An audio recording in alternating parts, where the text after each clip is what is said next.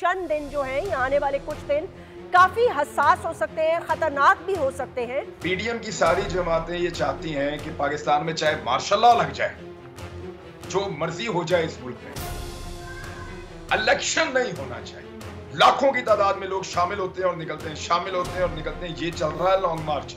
आप देखें, जिस वक्त अरशद शरीफ भाई को सुपुर्द खाक किया जा रहा था, उनके नमाज जनाजा की तैयारी की जा रही थी, उस वक्त इंगेज किया गया हमारी स्क्रीन्स को। मतलब एक दूसरे के ऊपर आप तंज के नश्तर चला रहे हैं, पब्लिक को डराया जा रहा है। सबसे पहली बात तो यह है कि अवाम ने यह साबित कर दिया है कि अवाम को की आज़ादी चाहिए। पर अभी ये कौम खड़ी नहीं होती अपने राइट्स के लिए, तो फिर शायद दोबारा ये वक्त नहीं आएगा। ये तो कहते हैं बेगर्स कांट बी चूजर्स, ये कहते हैं जी हम मांगने नहीं आए लेकिन मजबूरी है। मैं लिबर्टी चौक से अपनी हकीकी आज़ादी की तहरीक का आगाज करूँ। अवाम फैसला करेगी साफ और शफाफ इलेक्शन से कि किसको इस मुल्क की क़यादत करनी चाहिए। कंटेनर रखे तो हटा दोगे।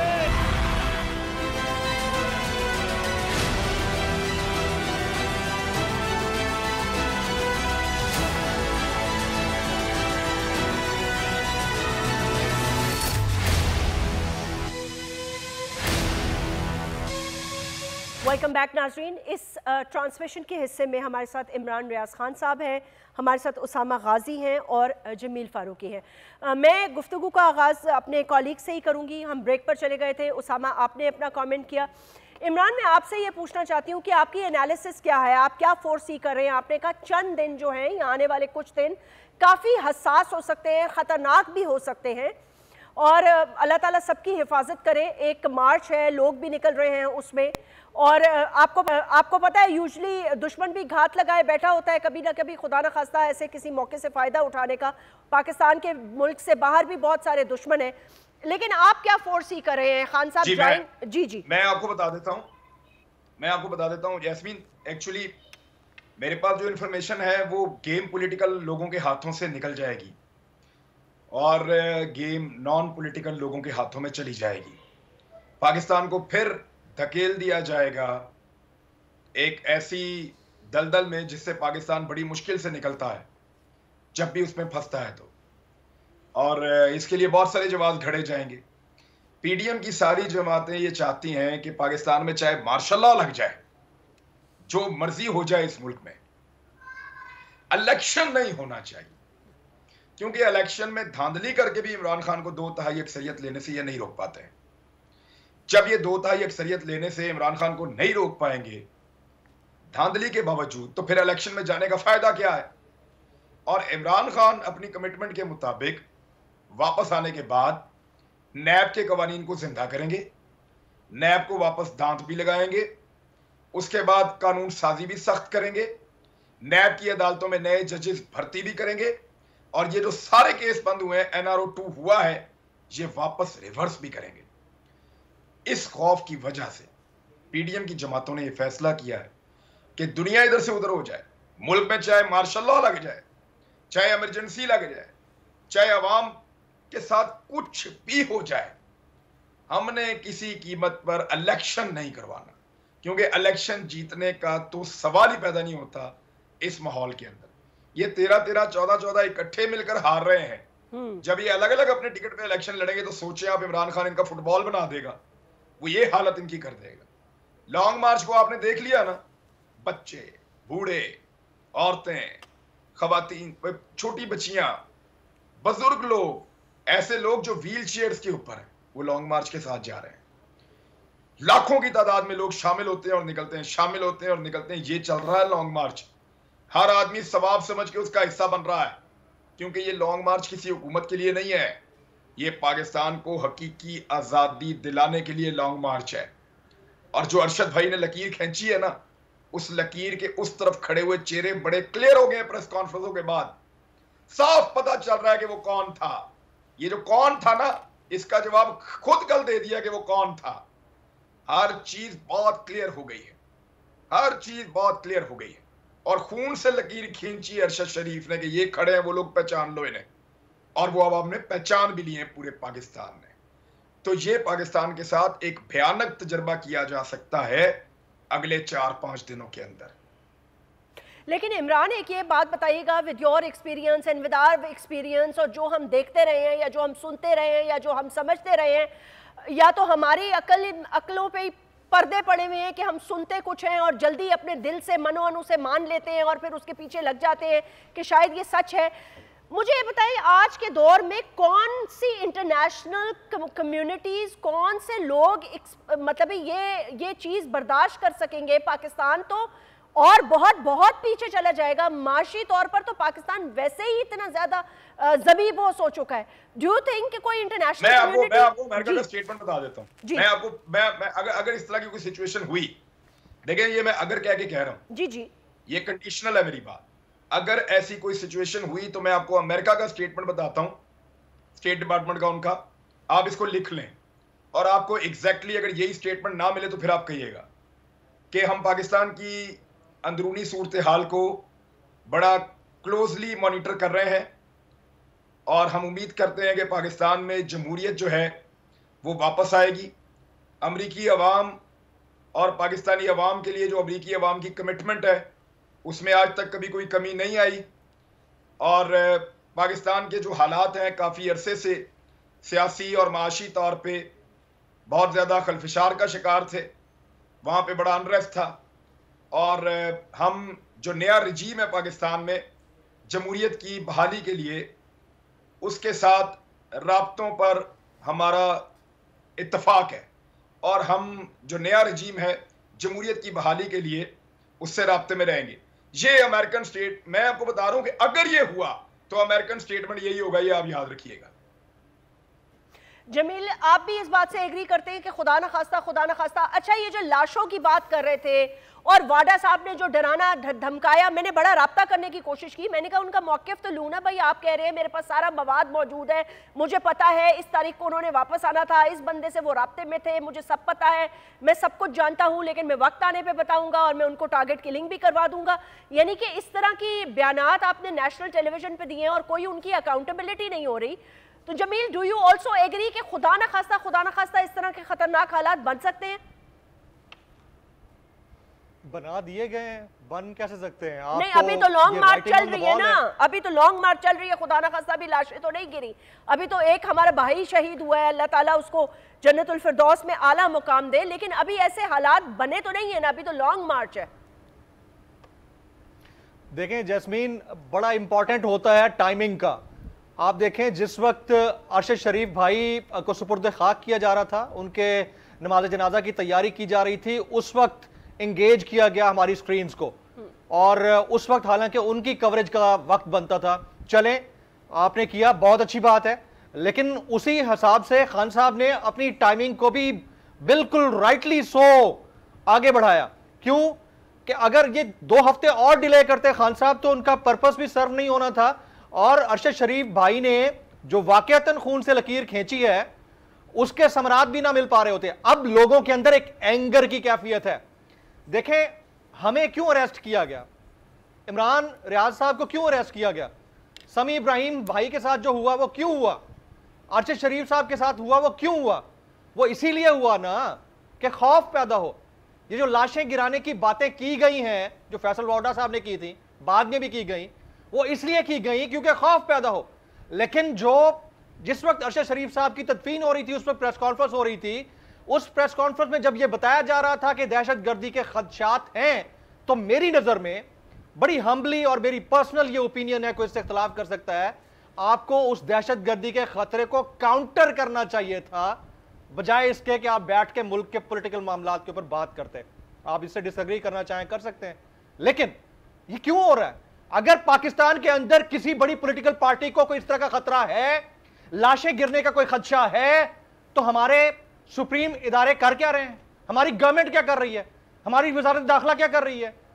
मतलब एक दूसरे के ऊपर आप तंज के नश्तर चला रहे हैं, पब्लिक को डराया जा रहा है। चौधरी गुलाम हुसैन साहब 78 साल के एक बुजुर्ग सहाफी को, जिनका एक बड़ा कंट्रीब्यूशन है पाकिस्तान के जर्नलिज्म के अंदर, उनको उठा लिया जाता है। अब फिर ड्रामेबाजी ये है कि आप 2 अशखास को अपने इर्द गिर्द बिठा के, मैं राणा सनाउल्लाह साहब की बात कर रहा हूं, आप प्रेस कॉन्फ्रेंस करते हैं, हमें नहीं पता वो क्या है, हमें नहीं पता कि वो किस तरह काम करते हैं, हमें नहीं पता कि लोग किस तरह उठाए जाते हैं, हम तो खुद विटनेस है इस चीज का। हम तो खुद भुगत के आए हैं, और आप फिर बिठा देते हैं। और उससे बड़ा, सबसे बड़ा अलमिया, अगर कोई सहाफ़ी ये सवाल करता है कि पाकिस्तान के अंदर अगर कोई लिफाफी है तो आप बता दें, मुझे ये लगता है कि ये तो इसको सादगी की इंतहा आप कह सकते हैं, या फिर आप अज़राहे मुरव्वत इस बात को कहना नहीं चाहते। लेकिन अगर आप इस मीडिया हाउसेस के अंदर मौजूद किसी एक इंटर्न को भी उठाकर पूछ लेना, वो बता देगा कि कौन किस तरह किससे कैसे क्या लेता है। तो जब इतना बड़ा ये हमें एक झूठ नजर आता है आपकी गुफ्तगू के दरमियान और आपके कॉल ऑफ फेल के दरमियान, तो फिर सवाल तो बनता है। और ये जितना कुछ हो रहा है खौफ के लिए हो रहा है। आप ये पूछ रही थी कि क्या ये हो सकता है? यस, हो सकता है। मैं आपको बता रहा हूं ना, जिस तरह इमरान रियाज साहब ने अभी बताया, हालात टिल्ट तो उसी तरफ हो रहे हैं। तो ये ऐसा चीज क्यों तो हो रहा है गवर्नमेंट को बहुत जब सूट मुल्क करती के है ना। अंदर देखें, इमरान खान साहब को थोड़ी जैस्मीन, सूट करती है ये चीज तो गवर्नमेंट को, पीडीएम को सूट करती है, क्योंकि वो हर तरीके से नाकाम मैं हो यही चुके बता रहा हूं आपको, जब मुल्क के अंदर एक वजारत इत्तलात मौजूद है, जब मुल्क के अंदर वजारत दिफा भी मौजूद है, जब मुल्क के अंदर वजारत दाखिला भी मौजूद है, तो फिर मेरा लगाने की जरूरत नहीं होती। मेरे ख्याल में उसको अंडरस्टैंड करने की जरूरत है।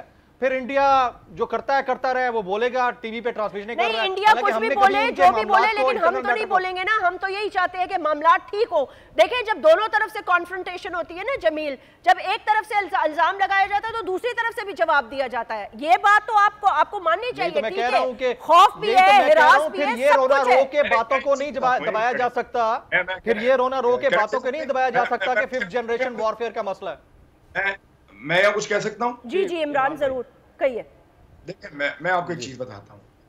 मेरे कुछ सहाफी हैं, उनको फीड किया जा रहा है, दोस्त है मेरे, और उनको ये बताया जा रहा है कि तुम ये कहो टीवी के ऊपर कि DG ISI army chief general Qamar Javed Bajwa और इमरान खान के मुलाकातों के अंदर क्या हुआ। अब उनको वन साइडेड स्टोरी सुनाई जा रही है, यानी उनको वो स्टोरी सुनाई जा रही है जो स्टोरी सूट करती है पाकिस्तान की एस्टेब्लिशमेंट को, और वो स्टोरी वो दिन रात सुना रहे हैं, टीवी के ऊपर चल रही है। वो ऑफ द रिकॉर्ड बातें जो आर्मी चीफ, डीजी ISI और उस वक्त के वजीर आजम इमरान खान के दरमियान हुई, वो बातें सहाफियों को फीड की जा रही हैं कि तुम जाके टीवी में बताओ। मेरा सिर्फ एक छोटा सा सवाल है कि क्या पाकिस्तान की एस्टेब्लिशमेंट मुझे अलाउ करेगी कि मैं अंदर की स्टोरी बताऊं? मेरे पास भी है, मैं बता देता हूं अंदर की स्टोरी। लेकिन अगर मैंने अंदर की स्टोरी दी ना, तो सुबह तक पूरे मुल्क में तमाशा लग जाएगा, जैसे ही हमेशा लगाते हैं। वो बात यह है कि मीठा मीठा हफ हफ और कड़वा कड़वा थू थू नहीं होता कभी भी। कब तक उतारेंगे लोगों के कपड़े? कब तक नंगा करेंगे लोगों को? वो बेचारा सेनेटर 74 साल का, वो कहता है मेरे बच्चे अभी भी डरे हुए हैं, छोटे छोटे घर में बच्चियां। वो कहता है मेरा जिंदा रहने को दिल ही नहीं करता, मैं खुदकुशी करना चाहता हूं अगर हराम ना होती। इन हालात से वो बेचारा गुजर रहा है। उसने 2 ऑफिसर्स के नाम लिए जिनको वो समझता है कि वो जिम्मेदार है। अरशद शरीफ ने बाकायदा बताया, सेनेट की कमेटी के अंदर बताया, वीडियो मौजूद है, मैंने वहां बताया, वीडियो मौजूद है। किसने कहा था? साबिर भाई को, साबिर शाकिर भाई को। इन्होंने कहा कि हम तुम्हें जहाज में से उठा लेंगे, कहीं मत जाओ, पाकिस्तान वापस आओ, और धमकाया साबिर शाकिर को। ये अभी कौन धमका रहा है? अभी कौन पकड़ धकड़ कर रहा है? अभी कौन लोगों के घरों पे पैरे डाल रहा है? ये सारा कुछ कौन कर रहा है? आपको पता है इन्होंने क्या कार्रवाई डाली है? ये जो 505 की FIR होती है, ये जिसको कहते हैं बगावत पर उकसाना, ये PPC की है, पाकिस्तान पीनल कोड। ये FIR पुलिस स्टेशन में हो सकती है, ये पुलिस की FIR है। ये उठाकर उन्होंने FIA को दे दिया। वो इसलिए दिया कि FIA के पास ऐसी दफात मौजूद नहीं थी जिनसे वो लोगों को रगड़ा दे सके। तो अब FIA को ये इख्तियार दिया गया है कि वो 505 के तहत मुकदमा दर्ज करके बगावत पे उकसाने के जुर्म में लोगों को पकड़ें। ये मुझे अभी इंफॉर्मेशन मिली है, कल एक सहाफी मुझे बता रहे थे, इस पे लोगों को पकड़ें और लोगों को जलील करें। ये इस तरफ इस मुल्क को लेकर जा रहे हैं। किसी का कोई मूड नहीं है बैठ के बात करने का। जैस्मीन, जो आप बात कर रही है ना कि कोई बैठना चाहता है, कोई नहीं बैठना चाहता। ये बड़ी अनफॉर्चुनेट बात है। किसी का मूड नहीं है बैठने का, ना किसी का मूड है बैठने का। देखिए, मुझे ऐसा लगना शुरू हो गया है कि अवाम को अपना हक छीनना पड़ेगा। ये जो अवाम ने कलाई से पकड़ लिया ना बाजू और मुट्ठी खुलवा रही है, ये मुट्ठी ऐसे ही खुलेगी, खुद से मुझे नहीं लगता कि कोई खोलने को तैयार है। इमरान में पाकिस्तान है। सॉरी कता कॉल लेंगी। अली अमीन गंडापुर हमारे साथ मौजूद है लाइन पर, उनसे गुफ्तगू करेंगे, सीनियर रहनुमा है तहरीक इंसाफ के। अली अमीन गंडापुर साहब अस्सलाम वालेकुम। जी वालेकुम अस्सलाम। अली अमीन गंडापुर साहब ये बताइएगा कि लॉन्ग मार्च के हवाले से आपकी क्या तैयारी है? और अभी थोड़ी देर पहले मैंने कासिम सूरी साहब से भी बात की तो वो ये कह रहे थे कि हम पर अभी पहले से ही इल्जामात लगाए जाना शुरू हो गए हैं कि जी हम किसी जत्थों के साथ आ रहे हैं। तो आपके साथ पूरी आवाम है इस वक्त, केपी के लोग हैं आपके साथ, और भी लोग हैं जो इसमें शामिल होना चाहते हैं, शिरकत करना चाहते हैं। इस हवाले से आपका क्या मौक़िफ़ है? तो खान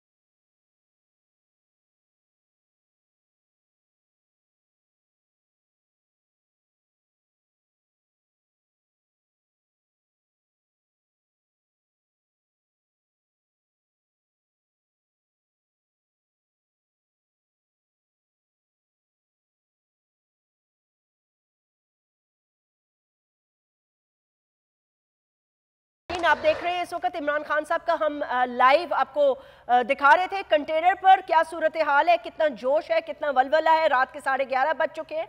जैसे जैसे टाइम गुजरेगा लोग ज्यादा मजीद जमा होता जाएंगे। अली अमीन गंडापुर साहब, माजरत के साथ हमें लाइव कट करना पड़ा था, चेयरमैन साहब की तकरीर थी, ऑब्वियसली आप भी सुनना चाहते हैं। सवाल मेरा वही है, अगर आपने सुन लिया था तो जवाब की तरफ आते हैं। बिस्मिल्लाहिर्रहमानिर्रहीम। सबसे पहली बात तो यह है कि अवाम ने यह साबित कर दिया है कि अवाम को हकीकी आज़ादी चाहिए, और ये हकीकी आज़ादी हमें किससे चाहिए? एक वो आज़ाद मुल्क हासिल करने के बाद जो कि हमारे बावजदाद ने अपनी जानी और माली कुर्बानी पहले देकर हासिल कर लिया था। ये हकीकी आज़ादी अवाम को चाहिए उन कुछ खानदानों से जो इस मुल्क का माल, इस अवाम का माल लूट रहे हैं, और हमारे उन इदारों से कि जो इदारे 75 साल में न तो खुद आज़ाद हुए, न खुद मुख्तार हुए, और नहीं उन्होंने पाकिस्तान को खुद मुख्तार होने दिया। और यही वजह है कि जिसकी वजह से आज हमारा मुल्क माशी तौर पे भी और गुर्बत के लिहाज से भी और कर्जों के लिहाज से भी इतना नीचे जा चुका है। अब बात यह है कि बहुत सी चीज़ें ऐसी है कि बैसियत सूबाई वज़ीर, बैसियत वफाकी वज़ीर मेरे पास भी हैं, लेकिन मैंने उनको हल्फ दिया है, वो तो हमने खबर पे लेके जाना है, हमारा हल्फ है। लेकिन बहुत बातें हमारे पास ऐसी भी हैं जो हमारे हल्फ से बाहर हैं।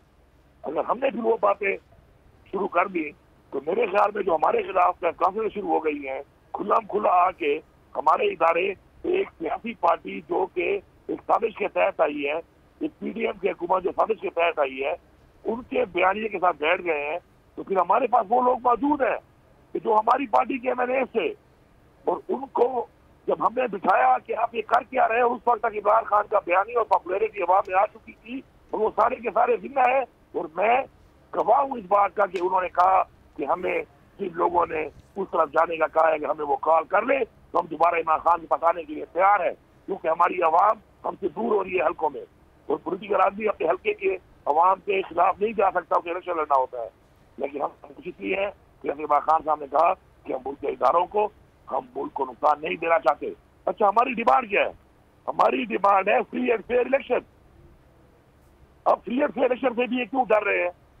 वो इसलिए डर रहे हैं कि फ्री एंड फेयर इलेक्शन हुए, पहले तो कभी हुआ ही नहीं है, और अब क्योंकि इन्होंने पूरा जोर लगाने के बाद पंजाब के असेंबली इलेक्शन में एक बुरी तरह से ये हारे, क्योंकि आवाम ने अब सिर्फ वोट डालना नहीं सीख लिया, अपने वोट को तहफ़्फ़ुज़ देना भी सीख लिया है। इसीलिए इन सब का इतना जोर लगाने के बावजूद, इदारों का जोर लगाने के बावजूद इलेक्शन कमीशन ऑफ पाकिस्तान की धांधली करने के बावजूद इनको शिकस्त हो रही है। तो इसके ज्यादा मैं क्या कहूँ आपको कि आज आवाम निकली हुई है कि वो हकीकी आजादी मांग रही है, और अफसोस इस बात का है कि जिनसे वो मांग रही है उनको ये समझ ही नहीं आ रही कि हम डूब रहे हैं, हम एक इदारे की तस्वीर कर रहे हैं। मेरा बाप खुद एक फौजी है, मेरा भाई फौजी है, मेरे बाप ने 2 जगह लड़ी है, मेरे भाई ने कारगिल की जंग लड़ी है। खुदा की कसम मेरा दिल दुखता है कि मैं वहां पे बैठता हूँ और हमारी फौज में कोई बात होती है, इनको कोई बताने वाला नहीं है, इनको कोई समझाने वाला नहीं है। मैंने इस्लामाबाद के जलसे में भी कहा था कि आपको गलत बता रहे हैं लोग कि आप लोगों को कह रहे हैं हम न्यूट्रल है, और लोग आपको न्यूट्रल समझ रहे हैं। लोग आपको न्यूट्रल नहीं समझ रहे, मैं बता रहा हूँ आपको।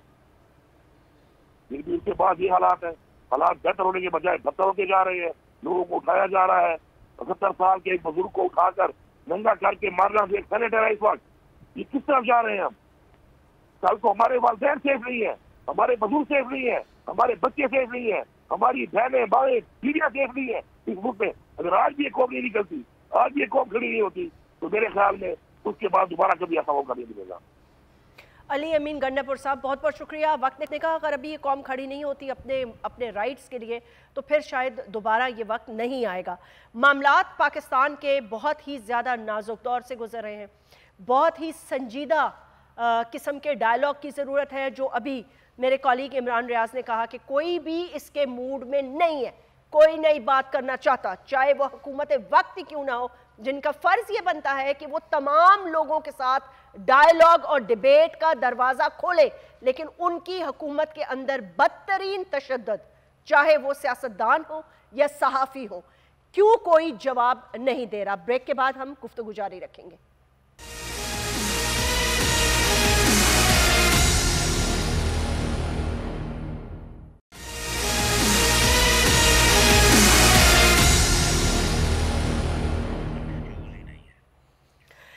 Welcome back. मैं कोशिश कर रही हूँ कि मैं ट्विटर स्पेस से ही फ़ायदा उठाकर एक सवाल कर लूँ। मैं वफाकी वज़ीर से सवाल करना चाहती हूँ, उनकी हिकमत अमली पूछना चाहती हूँ। मैं आपकी तरफ आना चाहूँगी उसामा, मुझे ये बताइए कि जो अब लबो लहजा है, जो गुस्सा है, दोनों तरफ से मुझे नज़र आ रहा है। और जैसे हमारे colleague Imran, he is not with us any more, like शायद हैं फ़ोन पर है शायद, या नहीं है? अच्छा नहीं है, वो थे हमारे साथ लेकिन वो ज्वाइन उन्होंने किया था, लेकिन शायद वो अभी गए हैं। अभी जैसे आपने देखा अली अमीन गंडापुर साहब जो थे, उनकी भी आवाज़ के अंदर गुस्सा था। और ये जो लड़ाई है ये अब हुकूमत से है, या ये लड़ाई मुझे तो लग रहा है सिर्फ खान साहब की अब एस्टैब्लिशमेंट से है, और बहुत ज़्यादा बढ़ चुकी है, बहुत ज़्यादा हद क्रॉस कर चुकी है, सारी रेड लाइन्स अबूर हो चुकी हैं, वापसी का रास्ता ही मुमकिन नजर नहीं आ रहा अब मुझे।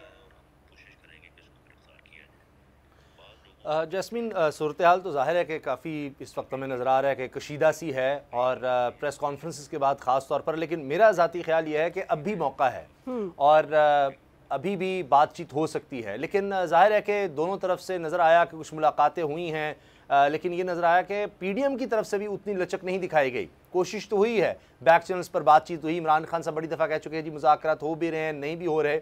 लेकिन इमरान रियाज ने जो बात की, इमरान खान साहब वो बात कर चुके हैं कि ये अब इलेक्शन से भाग रहे हैं। मसला ये है, इमरान खान साहब कहते हैं इलेक्शन की डेट दे दें, इलेक्शन की डेट दे दें। वो इनको अब पीडीएम हुकूमत को सियासी मौत नज़र आती है। मसला यहाँ पर है, बातचीत की, एस्टैब्लिशमेंट की तरफ से भी कोशिश की गई, लेकिन अब ये हुकूमत की भी नाकामियाँ हैं, उनकी खामियाँ हैं, उनकी कमज़ोरियाँ हैं। और वो जो बयानियाँ लेकर आए, जिस तरह से उन्होंने जो हथकंडे आजमाए इमरान खान साहब के खिलाफ, अब वो लोग अब बाय नहीं कर रहे।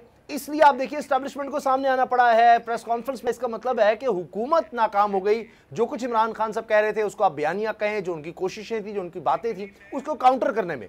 और खुद इस तरह की स्टेटमेंट्स आती रहती हैं, जिस तरह शहबाज शरीफ साहब ने आज क्या कह दिया कि जी हम तो कशकोल लेकर जाते हैं। अब पासिंग आउट हो रही है जवानों की, उसमें जाकर कह रहे हैं जी हम कशकोल लेकर जाएं अमेरिका के पास, तो हम उससे अब किस तरह से कहें आप बैल मुझे मार, ये नहीं होना चाहिए। तो आप तो इमरान खान को फिर सच्चा साबित कर रहे हैं कि ये तो है ही गुलाम, ये तो कहते हैं बेगर्स कांट बी चूजर्स, ये कहते हैं जी हम मांगने नहीं आए लेकिन मजबूरी है। तो आप तो खुद उसको तकवीयत दे रहे हैं। आपने खुद जिस तरह से पंजाब में अपने बेटे को लगाने की कोशिश की, आप तो इमरान खान को सच्चा साबित करते रहे। आपने जो 7 महीने में किया, महंगाई का तूफान, मुझे फाइनली काबीना में सवाल करे राना सनाउल्लाह साहब। ओके ग्रेट, मुझे फाइनली मौका मिल गया है।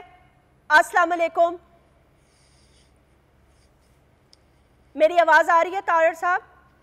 जी बिल्कुल आ रही है। अस्सलाम वालेकुम सर, मैं आपको ये बताना चाहती हूँ क्योंकि स्टूडियो से हम लाइव टेलीकास्ट कर रहे हैं ट्रांसमिशन, और मुझे राना सनाउल्लाह साहब से गुफ्तगू करनी थी, तो ये स्पेस में मुझे मौका मिल गया। मेरे यहाँ सिग्नल्स नहीं आ रहे थे, बार बार ड्रॉप हो रहे थे, but thank you for letting me speak and giving me a chance. Rana साहब, मेरी गुफ्तगू सवाल सिर्फ आपसे ये है कि अब लोग निकल आए हैं, ये 1 हफ्ते तक जारी रहेगा। अगर तो बहुत सारे लोग इस्लामाबाद में आ जाते हैं तो आपकी हिकमत अमली क्या होगी? बताएंगे उनको किस तरह घर भेजेंगे? मतलब है लोग बहुत चार्ज्ड हैं, स्पेशली अरशद शरीफ साहब के साथ जो हुआ सानिया, जिस तरह उनकी शहादत हुई, उसके बाद लोगों में बहुत गम और गुस्सा है।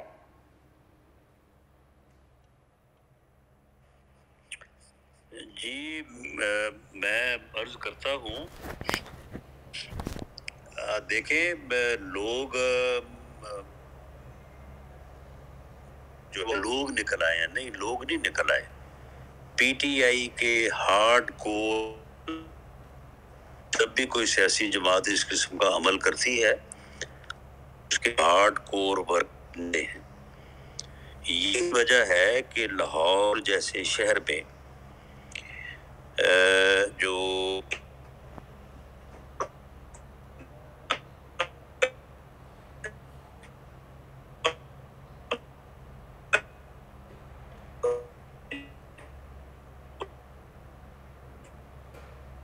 राना साहब, आपकी थोड़ी ऑडियो ड्रॉप हो रही है।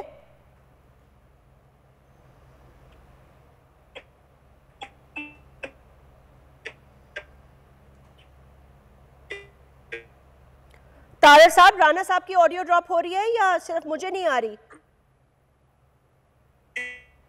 मुझे की आवाज आ रही है? मुझे नहीं आ रही राना साहब की ऑडियो आवाज। अता तारर साहब, आप मुझे बता सकते हैं कि राना साहब ने अभी तक अपनी ट्विटर स्पेस में क्या हिकमत अमली बताई है?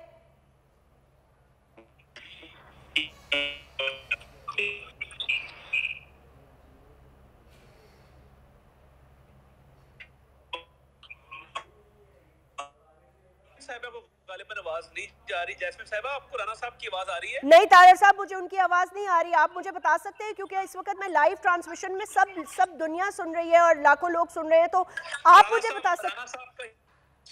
राना साहब का ये कहना है कि देखिए ये पीटीआई के वर्कर जरूर निकले हैं, और दूसरी बात ये है कि लाहौर जो है ये 1 करोड़ से ऊपर आबादी का शहर है, और वहां पे लोग हैं वो चंद 100 या 1000 कह लें, 1000-1200 कह लें, और एंड पे जो इख्तिताम हुआ है वो 10,000 तक लोग पहुंचे।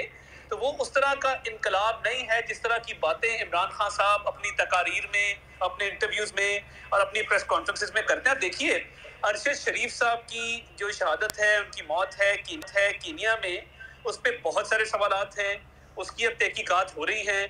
तो ये खान साहब ने जो जुम्मे को ऐलान करना था अपनी लॉन्ग मार्च का, वो अरशद साहब की मौत के फौरन बाद उन्होंने कर दिया। और जिस तरह पार्टी के झंडे में उनकी तस्वीर छापी गई है, ये भी देखिए ना, अब एक मौत से फायदा उठाने वाली बात है, उसको एक्सप्लॉइट करने वाली बात है। तो राना साहब का ये ख्याल है कि जो पुरअमन लोग आएंगे और एक मुख्तस जगह तक आएंगे, बिल्कुल उनको आने दिया जाएगा एज पर कोर्ट ऑर्डर्स। मगर अगर किसी ने तजावुज की कोशिश की, अमन खराब करने की कोशिश की, या रेड जोन तक जाने की और जो प्रोहिबिटेड एरियाज है वहां तक जाने की कोशिश की, तो फिर कानून हरकत में आएगा। तो राना साहब की आवाज हमें तो आ रही है, तो ये क्रक्स था इस बात का। तो आप अगर तो फिर हम अगले क्वेश्चन की तरफ चलें। राना साहब कुछ कहेंगे?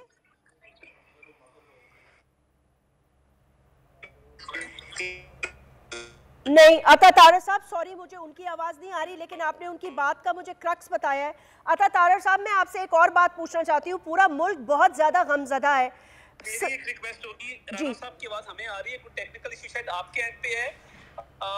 We don't want to convert this into a talk show or a transmission. No, I completely understand, लेकिन अरशद शरीफ साहब के हवाले से सिर्फ बता दीजिए, अरशद शरीफ साहब के हवाले से बता दीजिए कि कब तक इंक्वायरी रिपोर्ट आ जाएगी। This is my last question. देखिए, एक तो इनिशियल पोस्टमार्टम रिपोर्ट में आपने देखा कि न्यूज़ में भी रिपोर्ट हुआ है कि वो ब्लीडिंग से 30 मिनट्स के बाद डेथ हुई है। अब कीनिया टीम रवाना हो चुकी है, जुडिशियल कमीशन गवर्नमेंट ने फॉर्म करने का इरादा किया है, उसको कैबिनेट से मंजूर करवाएंगे, और देखिए हाईएस्ट लेवल की तहकीकात होंगी इसमें जो एजेंसी जो इंटरनेशनल एजेंसी इन्वॉल्व होना चाहे उनको जरूर करेंगे, बट ये सवाल इनका जवाब आना चाहिए कि फार्म हाउस किसका था, उनके साथ खुरम कौन था, वकार कौन था, किसने दुबई जाने पे मजबूर किया, किसने कीनिया जाने पे मजबूर किया। तो देखिए ये सारे सवालात का जवाब आना चाहिए और ये हम चाहेंगे कि शफाफ तरीके से आए और अनबायस तरीके से आए और ये कौम के सामने इन तमाम सवालात के जवाब आने चाहिए कि इसका बेनिफिशरी कौन है और इसमें कौन लोग इन्वॉल्व, और फैसल वाडा साहब को भी शामिल तफ्तीश करके उनके फोन का भी फोरेंसिक इसमें होना चाहिए। बहुत शुक्रिया, बहुत शुक्रिया था तारिक साहब, thank you very much for letting me ask this question, very kind, very kind. बहुत शुक्रिया। अब मैं हमें जरा थोड़ा सा जी सर प्लीज गो अहेड। ये इंपॉर्टेंट बात थी। अच्छा एक और इम्पॉर्टेंट बात सामने आ गई है, ये अतत अभी कहा है ऑन द ट्विटर स्पेस, जो मैंने उनसे सवाल किया तो उन्होंने मुझे कहा कि फैसल वाडा साहब का फोन लेके उनका फोरेंसिक कराया जाएगा और उनसे तफ्तीश की जाएगी। तो उसामा हम भी यही बात कर रहे थे और आप भी जमील यही बात कर रहे थे और उन्होंने कहा है कि अगर कोई इंटरनेशनल इन्वेस्टिगेटिंग एजेंसी शामिल होना चाहती है तो वो हो जाए, on the highest level a judicial commission will be formed and उन्होंने कहा कि इसका भी फॉरेंसिक कराया जाएगा। सो अभी मुझे लगता है गवर्नमेंट जो है आई थिंक उन पे अगर मजीद थोड़ा प्रेशर डाले तो फैसल वाडा साहब से तफ्तीश कर सकते हैं। देखिए जैस्मीन बिल्कुल, और ये तमाम साफ़ी बरादरी की तरफ से यही बात है। DGISPR ने भी ये पर इन्वेस्टिगेशन अगर चाहें हो सकती है। तो जमाल खशोगी साहब का एक मर्डर सामने आया था और बड़ा इंटरनेशनली उसको लिया गया, तो कम अज़ कम मेरा ख्याल है कि उस लेवल की इन्वेस्टिगेशन होनी चाहिए जिसमें इदारे UN के अंडर शामिल हों, क्योंकि ये पाकिस्तान के मुस्तक़बिल का मामला है। उंगलियां हर तरफ उठाई जा रही हैं, इल्ज़ामात की एक बौछार है, बहुत सी बातें हो रही हैं। जो मौजूदा हुकूमत है उस पर कोई यकीन इसलिए नहीं करेगा, उनकी कोई भी फॉर्म होगी, कि वो एक तरह से नज़र आता है कि वो तो अरशद शरीफ साहब जो प्रोग्राम्स कर रहे थे वो इन्हीं के खिलाफ थे। अभी जो आगे उनकी डॉक्यूमेंट्री एक आ रही है जिसमें उन्होंने बात की बिहाइंड क्लोज डोर्स, उसमें वो बात कर रहे थे। फिर मरीम नवाज साहबा के वो ट्वीट ने सारे मामले को बड़ा मशकूक बना दिया। तो इस हुकूमत के होते हुए तो जाहिर है कि ना उनके अरशद शरीफ साहब के करीबी लोग ये बात मानेंगे। इसी हुकूमत के होते हुए उनके खिलाफ को 15-16 FIRs हुई। इसी हुकूमत के होते हुए उन्होंने चीफ जस्टिस से लेके सदर पाकिस्तान से लेके सबको लेटर लिखा, वीडियो पैगामात देते रहे, बताते रहे। अब इससे ज़्यादा कोई शख्स क्या बता सकता है कि मुझे थ्रेट्स हैं, अपने करीबी साथियों को बताते रहे मुझे थ्रेट्स हैं, वो सब बातें करते रहे। तो अगर उसके बावजूद उसी हुकूमत ने उनको यहाँ से जाने पर भी मजबूर किया, जब वो चले गए उसके बाद भी उनके खिलाफ बातें होती रहीं। अभी भी राना सनाउल्लाह साहब ने ये कह दिया कि जी स्मगलिंग का भी हम देखेंगे, यानी अरशद शरीफ साहब की जो शहादत है उससे हटकर अजीबोगरीब बयानात थे। तो फिर तो शुकुक शुबात होंगे, कोई भी इस इन्वेस्टिगेशन को नहीं मानेगा जिसमें खुद ISI के पहले नुमाइंदे शामिल थे और फिर ये बात की कि जी हमने कहा कि इम्पार्शल होनी चाहिए तो इसलिए हमने लोगों को निकाल लिया, तो बाकी क्या बचता है। तो मेरा ख्याल है कि अभी इसे बजाय इसके डिले किया जाए, अभी से एक इंटरनेशनली रिकॉग्नाइज्ड इदारे उनके अंडर इन्वेस्टिगेशन होगी तो तभी कोई क्रेडिबिलिटी आ सकती है, वरना नहीं। और ये काम हुकूमत ही कर सकती है। अरशद शरीफ साहब के करीबी लोग हैं, साबिर शाकिर साहब हैं, वो किन हालात में मुल्क से गए हुए हैं, आरिफ भट्टी साहब को किस तरह ऑफर किया गया, जमील फारूकी के साथ क्या हुआ, इमरान रियाज के साथ क्या हुआ, समी इब्राहिम है, दीगर और बहुत सी मिसालें हैं। तो इन सबको साथ मिलाकर शरीफ साहब के इर्द गिर्द लोग जिनको वो बताते रहे, उनके घर वाले, उनकी वालदा, उनसे कलेक्ट करके तो फिर उनको साथ बिठाकर जिस पर उनकी तसल्ली हो। अगर उस जैसी कोई तहकीकाती कमेटी या इंटरनेशनल ऑर्गेनाइजेशन शामिल नहीं होती तो कोई फायदा नहीं होगा, कोई नहीं मानेगा उस तहकीक को। Yes, that's absolutely correct. It has to be. And देखें Usama, the very important crux of this point is कि जिस तरफ उंगलियां उठाई जा रही हैं, जिस तरफ सारा का सारा रुख किया जा रहा है, वो पाकिस्तान के सुप्रीम इदारे हैं, हमारे इदारे हैं, हमारा उनसे प्यार का, इज्जत का, एहतराम का रिश्ता है। उनको चाहिए कि वो आगे सामने आए और अपने तरफ उठने वाली उंगलियों को प्रेस कॉन्फ्रेंस के जरिए नहीं, लेकिन एक शफाफ तहकीक के जरिए उसको उस धब्बे को धोएं और बताएं अवाम को कि हु वाज बिहाइंड इट। एक लाइव रशीद साहब क्या कर रहे हैं सर, वो भी सुन लेते हैं कि उन्होंने क्या कहा है लॉन्ग मार्च के हवाले से, वो क्या हिस्सा डाल रहे हैं। पाकिस्तान तहरीके इंसाफ का हकीकी आज़ादी मार्च इस वक्त फिरोजपुर रोड मसंद पर पहुंच चुका है और लाहौरियों ने अपना फैसला दे दिया है कि हकीकी आज़ादी मार्च हासिल किए बगैर वो यहाँ से नहीं जाएंगे। मेरे साथ इस वक्त मौजूद है शेख रशीद साहब, इनसे बात करते हैं। शेख साहब, लाहौरियों ने अपना फैसला दे दिया, क्या कहेंगे इस पर आप? इंशाअल्लाह पाकिस्तान का भी फैसला आ जाएगा रावलपिंडी इस्लामाबाद में। सिर्फ 8-10 दिन इंतज़ार करें, नवंबर फैसला कौन होगा। शेख साहब, उन्होंने राना सलाउल्लाह ने कहा है कि जो ही लॉन्ग मार्च एंटर होगा उनके लिए जो आंसू गैस और ये तमाम चीज़ें जो है वो रखी गई हैं, क्या कहेंगे इस पे? इस्लामाबाद उसके बाप का नहीं है, हमें पहुंचने दो, फिर उसको बताएंगे कि वो उजरती कातिल है और अवाम की ताकत के आगे अल्लाह के फजल से कोई चीज़ खड़ी नहीं होती। अच्छा, बिल्कुल आपने सुना शेख रशीद साहब का कहना था कि अवाम की ताकत के आगे कोई भी शख्स, आगे गवर्नमेंट हो, इस्लामाबाद इम्पोर्टेड हुकूमत हो, कोई भी अवाम की ताकत के आगे कुछ भी नहीं है। जी, वेलकम बैक। नाज़रीन, ऑब्वियसली पाकिस्तान के जो इस वक्त मामलात हैं वो बहुत संगीन दौर से गुजर रहे हैं और काफ़ी ज़्यादा कशीदगी है, ना सिर्फ इदारों में सियासी तनाव है, पाकिस्तान की मईशत दबाव में है, इंटरनेशनली पाकिस्तान के दुश्मन हैं, लोग देख रहे हैं, मुल्क में एक तमाशा लगा हुआ है। बहुत ही अच्छा होता कि अगर कुछ लोग, कुछ ऐसे इंस्टीट्यूशंस जिनकी बात मानी जाती है, सुनी जाती है, वो आगे बढ़ते और एक कलीदी रोल अदा करते हैं। मैंने हमेशा इसी की जुस्तजू की, इसी की ख्वाहिश की, चाहे खान साहब हों, उनके साथी हों, दीगर तरफ हों, मैंने यही कोशिश की कि जलती पे आग का काम ना करूं, बल्कि पाकिस्तान के लिए कोई अच्छा काम करने की दरख्वास्त करूं। और मेरी अभी भी ये दरख्वास्त है, इससे पहले कि देर हो जाए। बहरहाल यहाँ लोग बड़ी बड़ी बातें कर रहे हैं, शहादतों की बातें कर रहे हैं, लाशें गिरने की बातें कर रहे हैं। मेरा अपना तज्जिया तो यही होगा, और तज्जिया क्या, मैं तो दुआ ही कर सकती हूँ कि अल्लाह ताला पाकिस्तान की खैर करे। देखें, हमारा जीना मरना यही है, हमारे बच्चों का जीना मरना यही है, हम सब यही है। पाकिस्तान है तो हम हैं, वरना कुछ भी नहीं है। कोई ट्रांसमिशन नहीं, कोई खबरें नहीं, कोई जॉब्स नहीं, कोई इज्जत नहीं। इस हरे पासपोर्ट से सब कुछ है। अल्लाह करे कि कोई ऐसा माहौल पैदा हो, चाहे वजीर आजम हो, PDM की हुकूमत हो, कोई बड़े हों जो मिलकर आगे बढ़े और बात करें। अगर पाकिस्तान का मसला सिर्फ इलेक्शंस है तो इलेक्शंस की तरफ जाने में कोई कबाहत नहीं होनी चाहिए। ये इस्लामी जमहूरियत पाकिस्तान है, इस्लामिक डेमोक्रेटिक कंट्री। तो जमहूर का मतलब ये होता है अवाम का मैंडेट।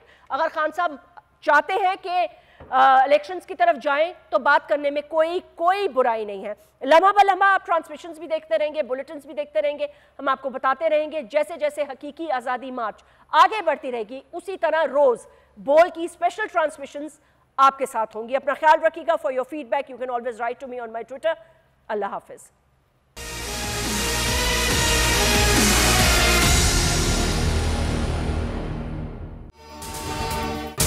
अगर ये वीडियो आपको पसंद आई है तो इस चैनल को सब्सक्राइब करें और बेल आइकन को क्लिक करें। मैं आज आपके सामने लॉन्ग मार्च का ऐलान कर रहा हूं। जुमे को मैं लीड करूंगा उसको। कप्तान का हकीकी आजादी मार्च। इन्होंने कंटेनर रखे तो हटा दोगे। दिन हो या रात, बोल न्यूज रहेगा 24 घंटे साथ। सबसे बड़ी टीम, सबसे मोतबर पैनलिस्ट के साथ, सबसे बड़ी कवरेज। देखिए पाकिस्तान की सबसे बड़ी नशरियात सिर्फ बोल न्यूज पर। अपनी लॉन्ग मार्च की वीडियोस हमें इस नंबर पर भेजें।